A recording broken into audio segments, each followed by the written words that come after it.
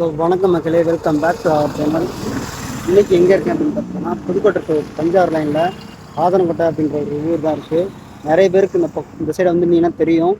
இந்த ஏரியா வந்தாலே முந்திரி பருப்பு தான் ஃபேமஸ்ஸு.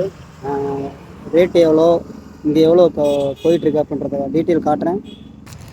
இது வந்து பார்த்தீங்கன்னா 100 ருபீஸ்.